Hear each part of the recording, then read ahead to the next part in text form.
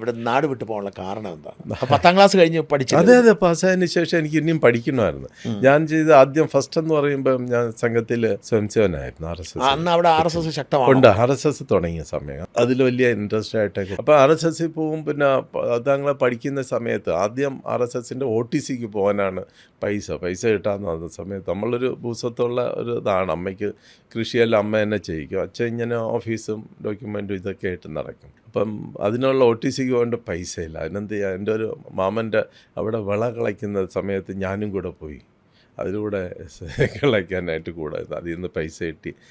അങ്ങനെ അതന്ന് അമ്മ ഒന്നാണ്. അപ്പോൾ ഞാൻ എൻ്റെ വയസ്സ് കുറവാണെങ്കിലും 16 വയസ്സാണെങ്കിലും ആരോഗ്യമുണ്ട്. ഒന്ന് നല്ല ഇത് സംഘത്തിൽ ചായയിലൊക്കെ പോവും ഞാൻ എല്ലാം. പിന്നെ കുളത്തിൽ കുളിക്കും. നല്ലൊരു ഫിറ്റ്നസ് ഉണ്ട്. അപ്പോൾ എനിക്ക് OTCക്കുള്ള പൈസ കിട്ടാതെ വന്നപ്പോൾ ഞാൻ അതിൽ പോയി. ആദ്യം ഫസ്റ്റ് ടൈമാണ് ഞാൻ OTCക്ക് 72 കാലിക്കറ്റിൽ ആദ്യമായിട്ട് പോകുന്നതൊക്കെ. അപ്പം അത് കഴിഞ്ഞ് OTC എന്ന് പറഞ്ഞാൽ ഓഫീസേഴ്സ് ട്രെയിനിങ് ആകുമ്പോൾ ഇത് നമ്മൾ ഈ 1 മാസത്തെ ട്രെയിനിങ് ഉണ്ട് ഈ സംഘത്തിൽ. മിലിറ്ററി ചേരാൻ അല്ലല്ല, RSS അതിന് നമ്മൾ പൈസ കൊടുക്കണോ? അതിന് എക്സ്പെൻസ് ഉണ്ട്, ചെറിയൊരു എക്സ്പെൻസ് ഉണ്ട്. പിന്നെ പോയി വരേണ്ട, ബാക്കിയെല്ലാം അവിടെ തന്നെ. അത് 2 ആക്ച്വലി ട്രെയിനിങ്സ് ഉണ്ട്. ഒരു 1 വീക്കിൻ്റെ ഉണ്ട്, പിന്നെ ഒരു 1 മന്തിൻ്റെ ഉണ്ട്. അങ്ങനെ 1 മന്തിൻ്റെ ഫസ്റ്റ് ഇയർ OTC പോയി കാലിക്കറ്റൊക്കെ പോയിട്ട് തിരിച്ചു. അതിനുശേഷം സംഘമായിട്ടാണ് കൂടുതലും പ്രവർത്തനമൊക്കെ. അങ്ങനെ പോകുമ്പോൾ എനിക്ക് പിന്നെ പഠിക്കണമായിരുന്നു. പ്രചാരകരാകാനായിരുന്നു പ്ലാൻ അന്ന്? ഇല്ല, അങ്ങനെ ഇല്ലായിരുന്നു. 10ാം ക്ലാസ് പാസ് ചെയ്തതിന് ശേഷം എനിക്ക് പിന്നെയും പഠിക്കണം ഒന്നായിട്ട്. അപ്പോൾ അതിലേക്ക് വേണ്ടി വീണ്ടും ഞാൻ പിന്നെ ഇത് ആരോ കണ്ടിട്ട് അമ്മയോട് പറഞ്ഞു കൊടുത്തു.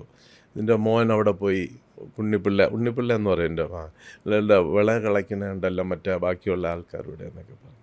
അമ്മയ്ക്ക് വലിയ ഇൻസൾട്ടായിരുന്നു. എനിക്കിവിടെ ഫുഡ് തരുന്നതെല്ലാം തരുന്നു, എന്തിനാ പോയി. പക്ഷെ അവരൊന്നും നമ്മൾ കേട്ടില്ല നിനക്ക് എന്താണ് ആവശ്യമെന്ന്. അത് നാച്ചുറലായിട്ട്. അപ്പോൾ 2-3 ദിവസം ഞാൻ പണിഷു. അതൊരു നിമിത്തമായിരുന്നു.